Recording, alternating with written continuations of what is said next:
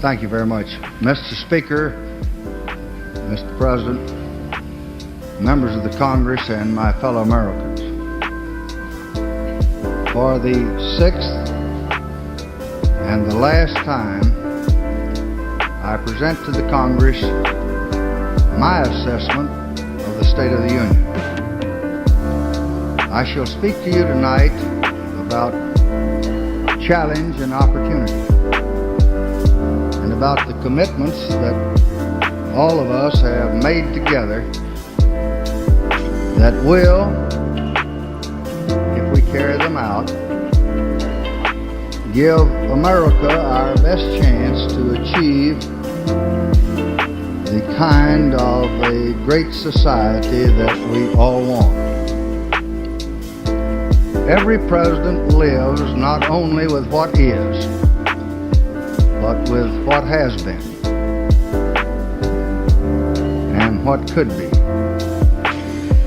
Most of the great events in his presidency are part of a larger sequence extending back through several years and extending back through several other administrations.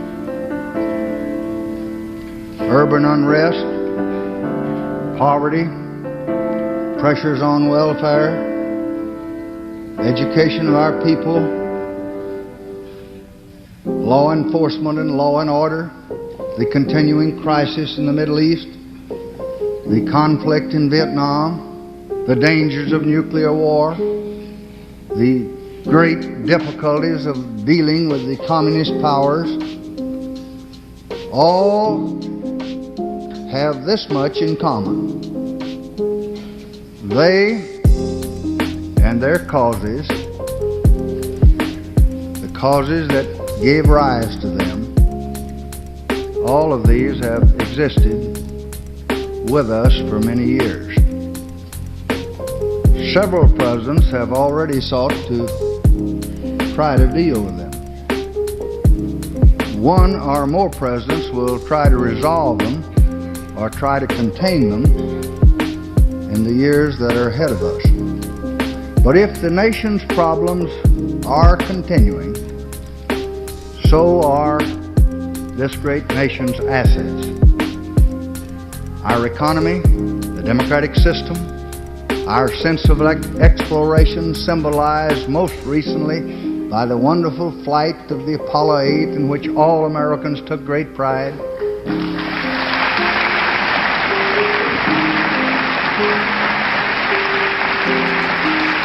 And the good common sense and sound judgment of the American people and their essential love of justice. We must not ignore our problems, but neither should we ignore our strengths. Those strengths are available to sustain a president of either party, to support his progressive efforts both at home and overseas. Unfortunately, the departure of an administration does not mean the end of the problems that this administration has faced. The effort to meet the problems must go on, year after year, if the momentum that we have all mounted together in these past years is not to be lost. Although the struggle for progressive change is continuous, there are times when a watershed is reached, when there is, if not really a break with the past, at least the fulfillment of many of its oldest hopes, and a stepping forth into a new environment to seek new goals. And I think the past 5 years have been such a time. We have finished a major part of the old agenda. Some of the laws that we wrote have already, in in front of our eyes taken on the flesh of achievement. Medicare, that we were unable to pass for so many years, is now a part of American life.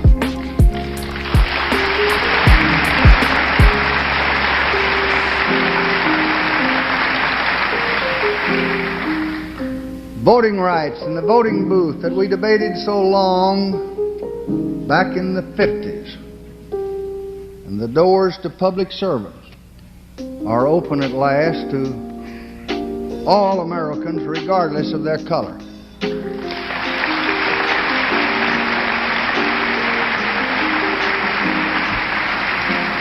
Schools and school children all over America tonight are receiving federal assistance to go to good schools.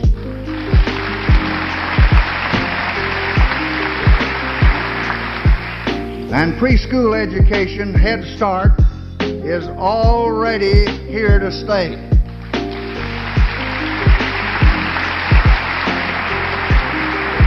And I think so are the federal programs that tonight are keeping more than 1.5 million of our cream of our young people in the colleges and universities of this country.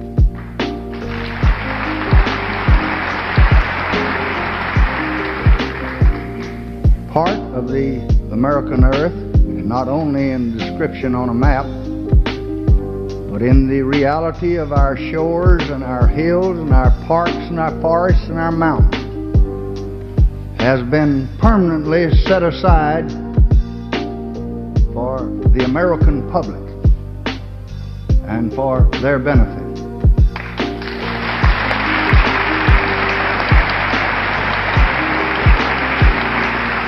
And there's more going to be set aside before this administration ends.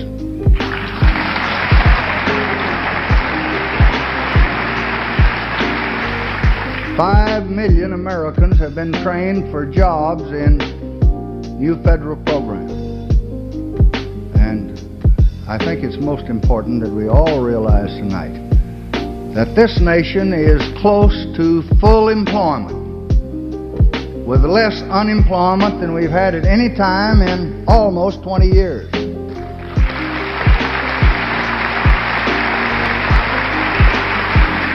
And that's not in theory, that's in fact.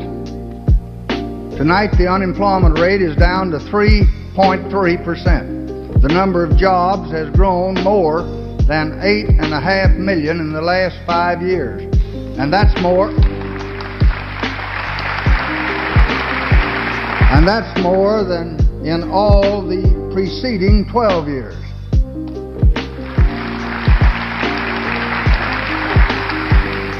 These achievements completed the full cycle from idea to enactment, and finally to a place in the lives of citizens all across this country. I wish it were possible to say that everything that this Congress and the administration achieved during this period had already completed that cycle. But a great deal of what we have committed needs additional funding to become a tangible realization. And yet, the very existence of these commitments, these promises to the American people made by this Congress and by the executive branch of the government, are achievements in themselves, and failure to carry through on our commitments would be a tragedy for this nation. This much is certain: no one man or group of men made these commitments alone. Congress and the executive branch, with their checks and balances, reasoned together and finally wrote them into the law of the land.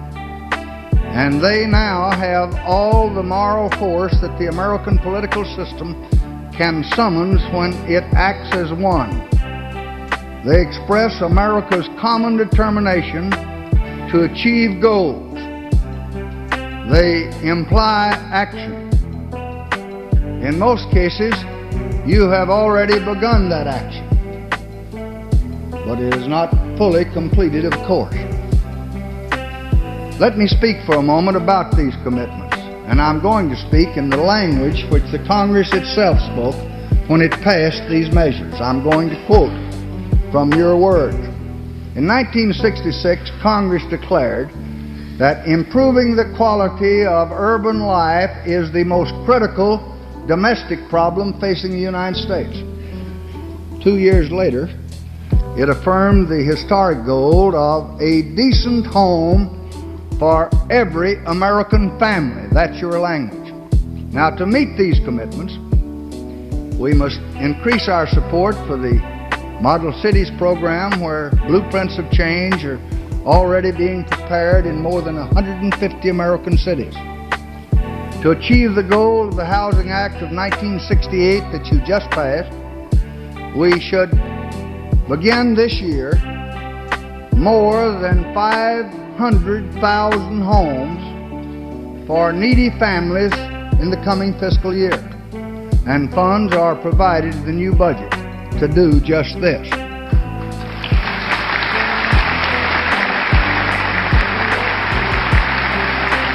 And this is almost 10 times the average rate of the past 10 years. Our cities and our towns are being pressed for funds to meet the needs of their growing population. So I believe an urban development bank should be created by the Congress. This bank could obtain resources through the issuance of taxable bonds, and it could then lend these resources at reduced rates to the communities throughout the land for schools and hospitals and parks and other public facilities. Since we enacted the Social Security Act back in 1935, Congress has recognized the necessity to make more adequate provision for aged persons in maternal and child welfare and public health. And that is the words of the Congress. More adequate, and the time has come, I think, to make it more adequate. And I believe we should increase Social Security benefits, and I'm so recommending that.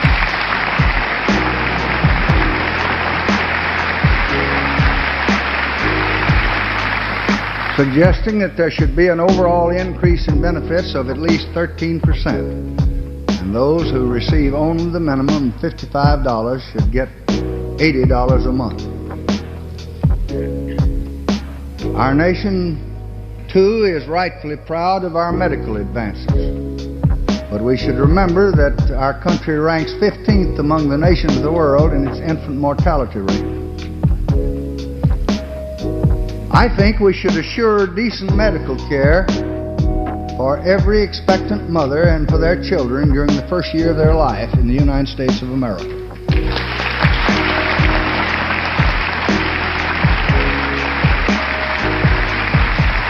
I think we should protect our children and their families from the cost of catastrophic illness.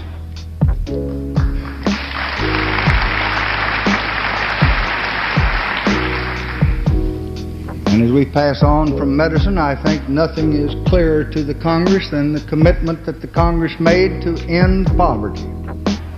Congress expressed it well, I think, in 1964 when they said, "It is the policy of the United States to eliminate the paradox of poverty in the midst of plenty in this nation, this the richest nation in the world."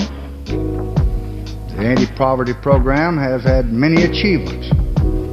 It also has some failures. But we must not cripple it after only 3 years of trying to solve the human problems that have been with us and have been building up among us for generations. I believe the Congress this year will want to improve the administration of the poverty program by reorganizing portions of it and transferring them to other agencies. I believe, though, it will want to continue until we have broken the back of poverty, the efforts we're now making throughout this land.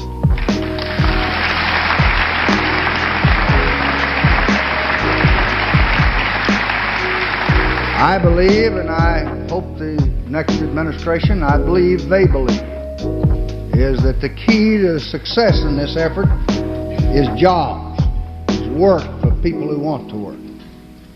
In the budget for fiscal 1970, I shall recommend a total of $3.5 billion for our job training program, and that's 5 times as much as we spent in 1964 trying to prepare Americans where they can work to earn their own living.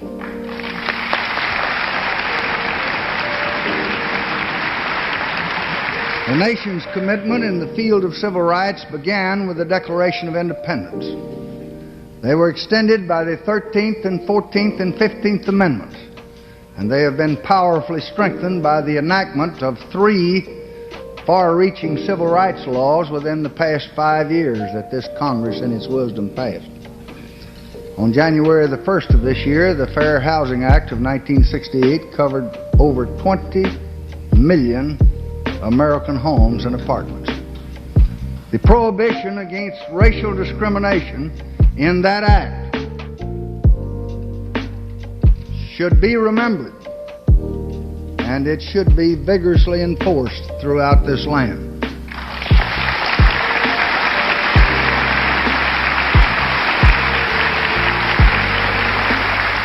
I believe we should also extend the vital provisions of the Voting Rights Act for another 5 years.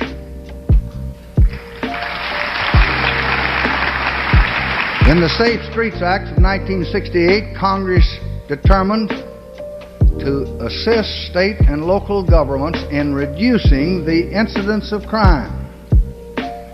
This year, I am proposing that the Congress provide the full $300 million that the Congress last year authorized to do just that.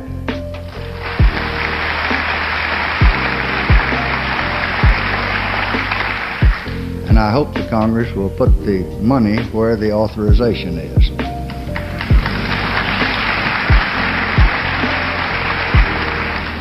I believe this is an essential contribution to justice and to public order in the United States. And I hope these grants can be made to the states and they can be used effectively to reduce the crime rate in this country. But all of this is only a small part of the total effort that must be made, I think, chiefly by the local governments throughout the nation, if we expect to reduce the toll of crime that we all detest. Frankly, as I leave the office of the presidency, one of my greatest disappointments is our failure to secure passage of a Licensing and Registration Act for firearms.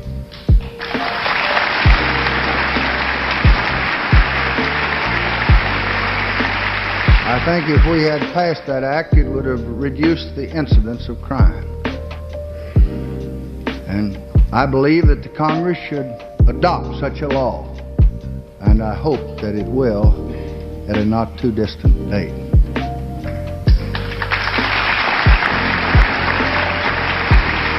In order to meet our long-standing commitment to make government as efficient as possible, I believe that we should reorganize our postal system along the lines of the Capitol Report.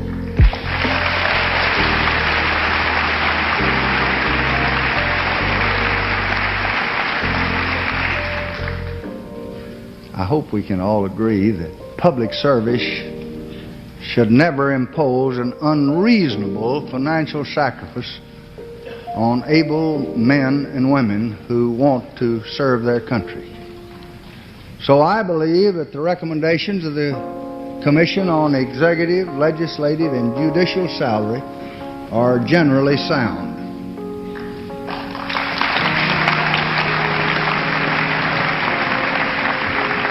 Later this week, I shall submit a special message which I reviewed with the leadership this evening, containing a proposal that has been reduced and has modified the Commission's recommendation to some extent on the congressional salaries.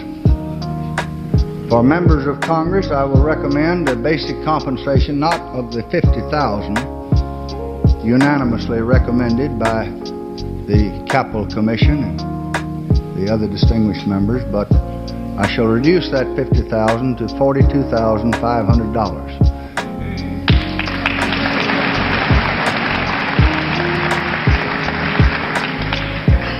I will suggest that Congress appropriate a very small additional allowance for official expenses so that members will not be required to use their salary increase for essential official business.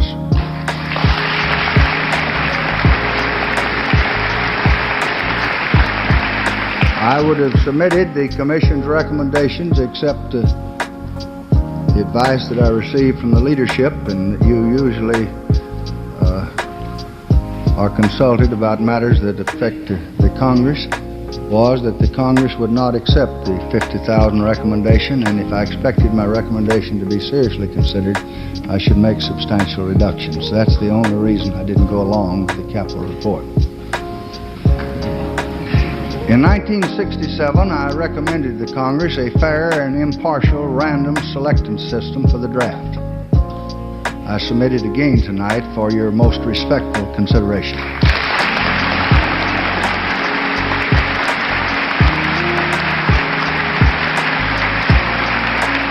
And I know that all of us recognize that most of the things we do to meet all of these commitments I talk about will cost money. And if we maintain the strong rate of growth that we've had in this country for the past 8 years, I think we shall generate the resources that we need to meet these commitments. We've already been able to increase our support for major social programs, although we've heard a lot about not being able to do anything on the home front because of Vietnam.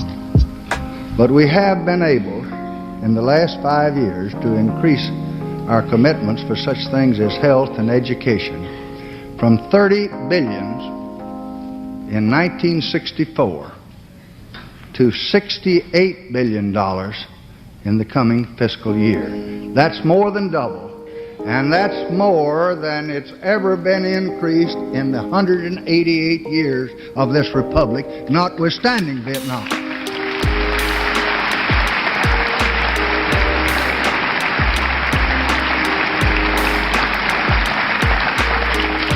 We must continue to budget our resources and budget them responsibly in a way that will preserve our prosperity and will strengthen our dollar. Greater revenues and the reduced federal spending required by Congress last year have changed the budgetary picture dramatically since last January when we made our estimates. At that time, you'll remember that we estimated we'd have a deficit of $8 billion. Well, I'm glad to report to you tonight that the fiscal year ending June 30th, 1969, this June, we are going to have not a deficit, but we're going to have a $2.4 billion surplus.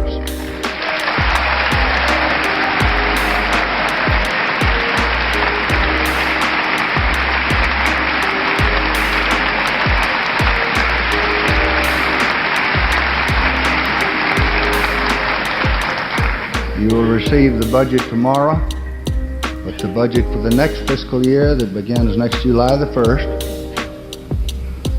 that you will want to examine very carefully in the days ahead, it will provide a $3.4 billion surplus.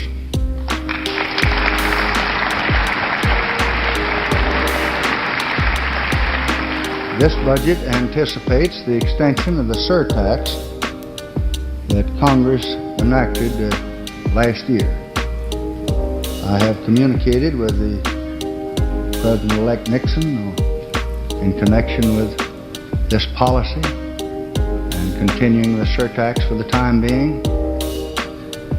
I want to tell you that both of us want to see it removed just as soon as circumstances will permit.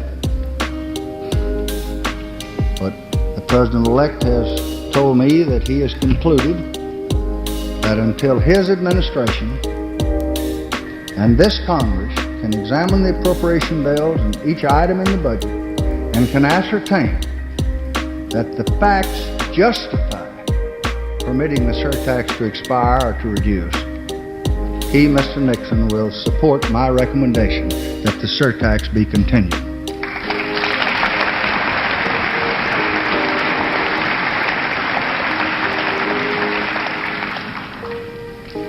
Americans, I believe, are united in the hope that the Paris talks will bring an early peace to Vietnam. And if our hopes for an early settlement of the war are realized, then our military expenditures can be reduced and very substantial savings can be made to be used for other desirable purposes as the Congress may determine.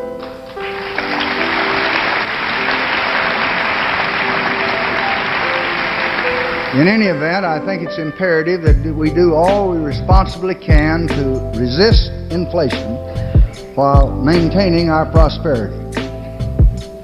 I think all Americans know that our prosperity is broad and it's deep, that it's brought record profits, the highest in our history, record wages. Our gross national product has grown more in the last 5 years than any other period in our nation's history. Our wages have been the highest, our profits have been the best. And this prosperity has enabled millions to escape the poverty that they would have otherwise had the last few years. And I think also you'll be very glad to hear that the Secretary of Treasury informs me tonight that in 1968, in our balance of payments, we have achieved a surplus.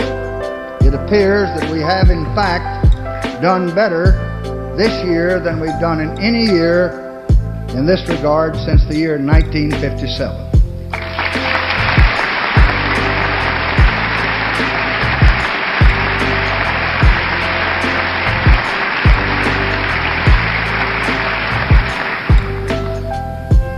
The quest for durable peace has, I think, absorbed every administration since the end of World War II.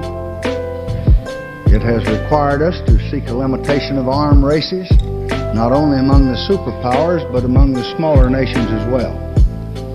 We have joined in the Test Ban Treaty of 1963, the Outer Space Treaty of 1967, the Treaty Against the Spread of Nuclear Weapons in 1968, and this latter agreement, the Non-Proliferation Treaty, is now pending in the Senate, and it's been pending there since last July. In my opinion, delay in ratifying it is not going to be helpful to the cause of peace. Since last July. In my opinion, delay in ratifying it is not going to be helpful to the cause of peace. America took the lead in negotiating this treaty, and America should now take steps to have it approved at the earliest possible date.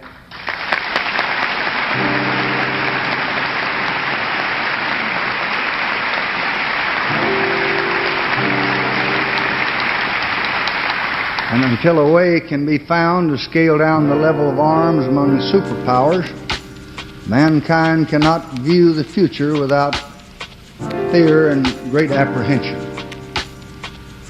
So I believe that we should resume the talks with the Soviet Union about limiting offensive and defensive missile systems. And I think they would have already been resumed except for Czechoslovakia and our election this year. It was more than 20 years ago that we embarked on a program of trying to aid the developing nations. We knew then that we could not live in good conscience as a rich enclave on an earth that was seething in misery. And during these years there have been great advances made under our program, particularly against want and hunger. And although we were disappointed at the appropriations last year, we thought they were woefully inadequate. This year I'm asking for adequate funds for economic assistance in the hope that we can further peace throughout the world. I think we must continue to support efforts in regional cooperation. Among those efforts, that of Western Europe has a very special place in America's concern. The only course that's going to permit Europe to play the great role, the world role that its resources permit, is to go forward to unity. I think America remains ready to work with the united Europe, work as a partner on the basis of equality.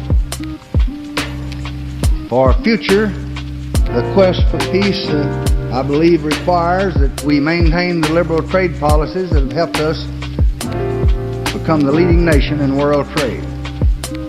That we strengthen the international monetary system as an instrument of world prosperity, and that we seek areas of agreement with the Soviet Union where the interests of both nations and the interests of world peace are properly served.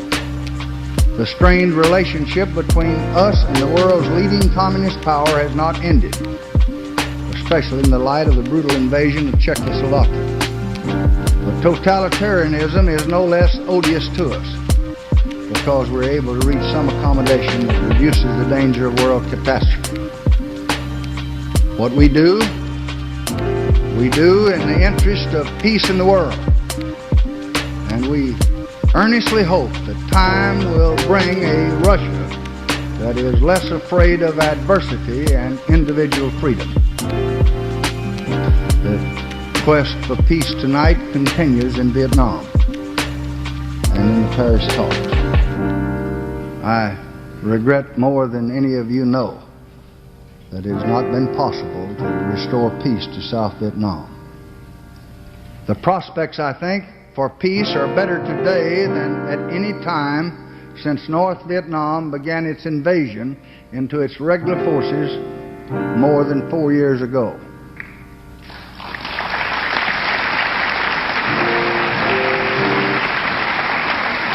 And the free nations of Asia know what they were not sure of at that time, that America cares about their freedom. And it also cares about America's own vital interest in Asia and throughout the Pacific.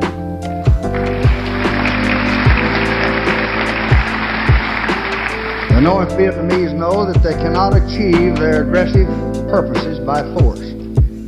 There may be hard fighting before a settlement is reached, but I can assure you it'll yield no victory to the communist cause. I cannot speak to you tonight about Vietnam without paying a very personal tribute to the men who have carried the battle out there for all of us.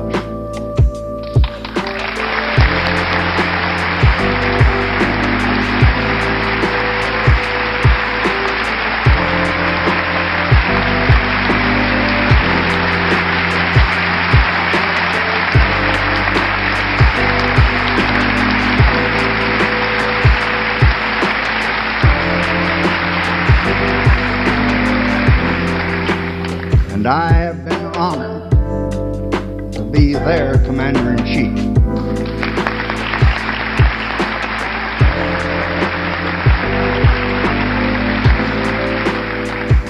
The nation owes them its unstinting support while the battle continues, and its enduring gratitude when their service is done.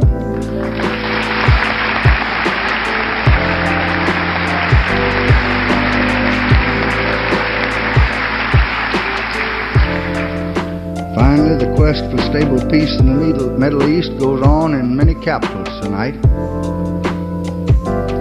America fully supports the unanimous resolution of the UN Security Council, which points the way. There must be a settlement of the armed hostility that exists in that region of the world today. It is a threat not only to Israel and to all the Arab states, but it's a threat to every one of us and to the entire world as well. And now, my friends in Congress, I want to conclude with a few very personal words to you. I rejected and then finally accepted the congressional leadership's invitation to come here to speak this farewell to you in person tonight. I did that for two reasons. One was philosophical. I wanted to give you my judgment as I saw it on some of the issues before our nation, as I view them before I leave.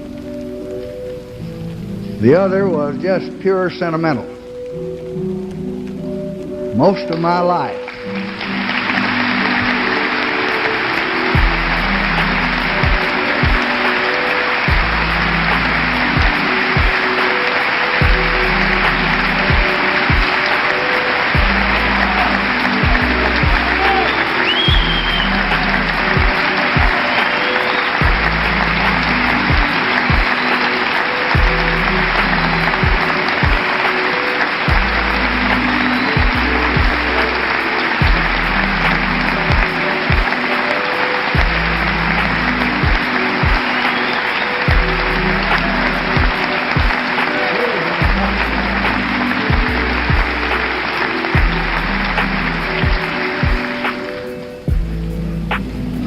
Most all of my life as a public official has been spent here in this building.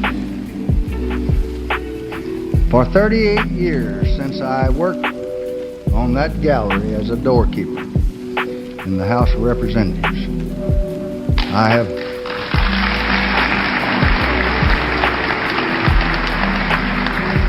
have known these halls, and I have known most of the men pretty well who walk them. I know the questions that you face. I know the conflicts that you endure. I know the ideals that you seek to serve.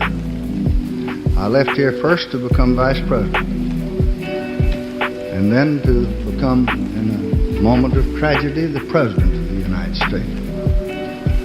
My term of office has been marked by a series of challenges, both at home and throughout the world. In meeting some of these challenges, the nation has found a new confidence. In meeting others, it knew turbulence and doubt and fear and hate. And throughout this time, I have been sustained by my faith in representative democracy, a faith that I had learned here in this Capitol building as an employee and as a congressman and as a senator. I believe deeply in the ultimate purposes of this nation, described by the Constitution, tempered by history, embodied in progressive laws, given life by men and women that have been elected to serve their fellow citizens. Now, for 5 most demanding years in the White House, I have been strengthened by the counsel and the cooperation of 2 great former presidents, Harry S. Truman and Dwight David Eisenhower.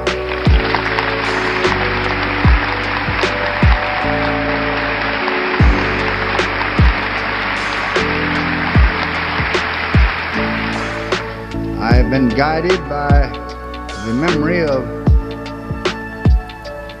my pleasant and close association with the beloved John F. Kennedy.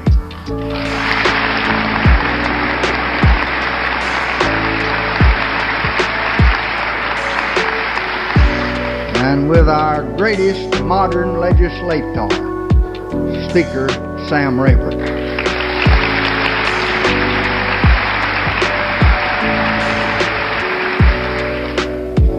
I have been assisted by my friend every step of the way, Vice President Hubert Humphrey.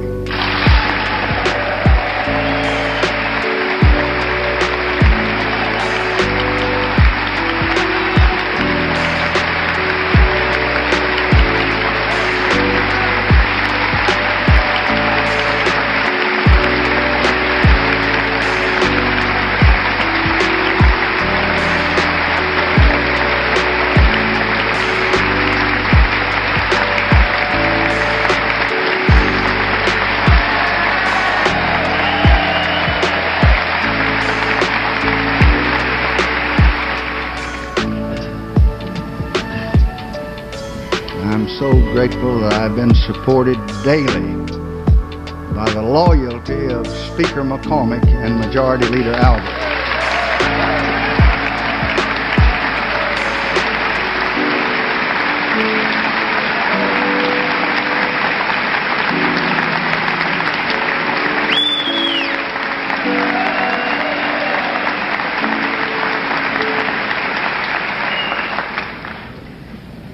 I have benefited from the wisdom of Senator Mike Mansfield.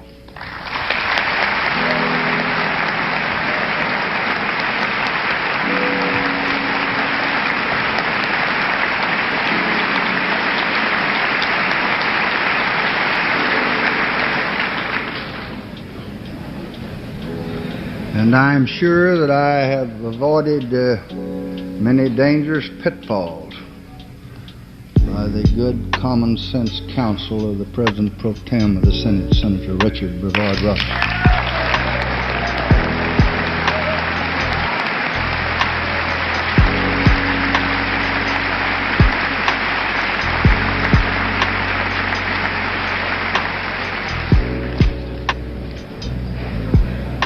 I have received the most generous cooperation from the leaders of the Republican Party in the Congress of the United States, Senator Dirksen and Congressman.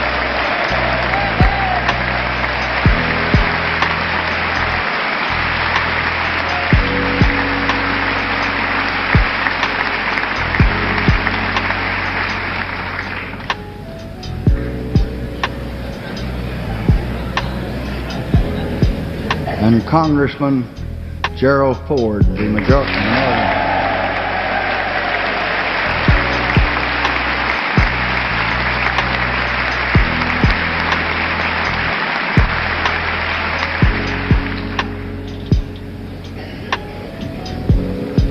No president should ask for more, although I did upon occasion. But few presidents have ever been blessed with so much. President-elect Nixon, in the days ahead, is going to need your understanding, just as I did. And he's entitled to have it.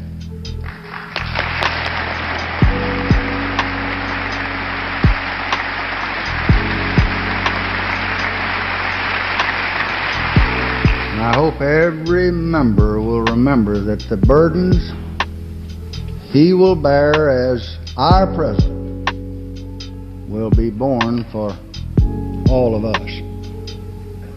Each of us should try not to increase these burdens for the sake of narrow personal or partisan advantage.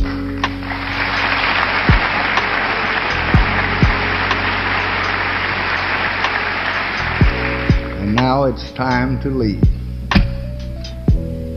I hope it may be said 100 years from now that by working together